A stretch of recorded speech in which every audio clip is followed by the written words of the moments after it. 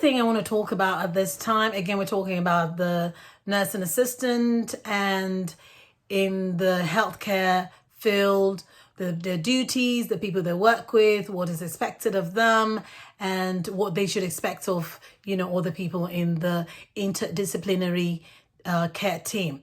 So in the care team, we have a hierarchy. Sometimes it's vertical, sometimes it's horizontal, sometimes it's convoluted, but it doesn't matter.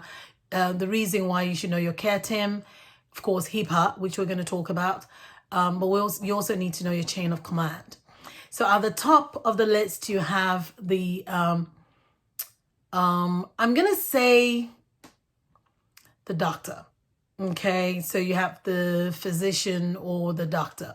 Okay, so he's the one who diagnoses. He's the one who would prescribe treatments and medications. That's his job.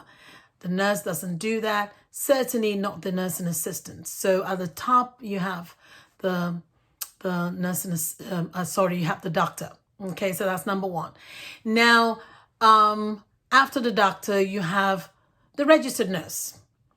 Now, the registered nurse will be the one who does a lot of the assessments.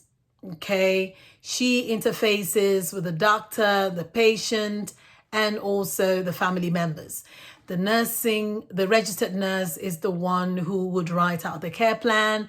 The registered nurse is the one who would transcribe what the doctor's orders are. And she delegates the work to the nursing assistant. Now, in between the registered nurse and the nursing assistant, you have the LPNs, the LVN. And it depends on the care setting. Sometimes you find that the registered nurse and the LPN pretty much does the same thing. But for administrative purposes, the registered nurse is above the licensed practical nurse. Now, a lot of people tend to want to just discard or disregard the LPN or the LVN. Well, that is a misnomer, and I think it really is unfair, because the LPN is pretty much a nurse. And for a lot of times, they have as much training, even if not more sometimes, and they are as experienced as the registered nurse. However, the big difference with the registered nurse and the LPN is that with the LPN, they deal more, or they are assigned stable patients. And that's probably why you find them more in the nursing home as opposed in the hospital. Because in the hospital, in an acute setting, you have more stable cases. The registered nurse will deal with an unstable patient, or more in an acute setting. Then after that, you come to the nursing assistants. Now, the nursing assistants, majority of the time, your work is just to carry out delegated tasks, okay? Tasks that have been assigned to you. You're monitoring, you're observing, and you're reporting, okay? But you're the eyes and the ears of everyone, of the healthcare team. I don't care what anyone says. You're the first to notice things go wrong with your patients. So take knowledge of that fact and own it and be proud of it. Then we have support teams.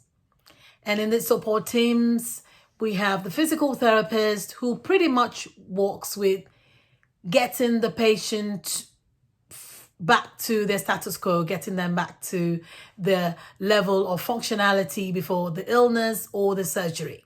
So physical therapists mostly deal with bones, with ambulation, with posture and things like that. And then you have occupational therapists, who will be dealing with things like trying to figure out how to get this person to be able to do basic things, activities of daily living like eating, dressing, how to get them comfortable again to doing, things around the house that they could do. Simple things like even just bathing themselves. Then you have speech therapists, and a lot of times they're helping with the speech. They also evaluate swallowing. So you as a nursing assistant, you notice that, oh my God, this person keeps choking or coughing anytime they're drinking, especially thin liquids. your job, you tell the nurse, and the nurse again lets the doctor knows, and then the speech therapist is called in. And that's how it works. And then with all the support services, you have the dietitian, you have the social worker, you have the activities director, and of course, a big part of the care team is the resident or patient and their families. Some people don't know this, but it's all part of patients' rights. They have a right to be a part of their care team. You're not going to have any care without the patient, and the patient has the right to know.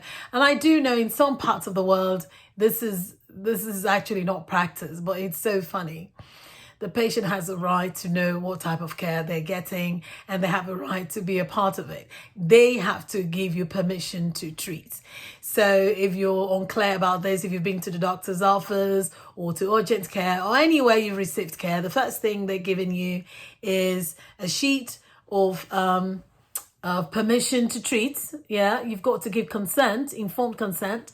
And outside that, they also give you notice of privacy, what they're going to do with your information. So these are all that is part of your healthcare team.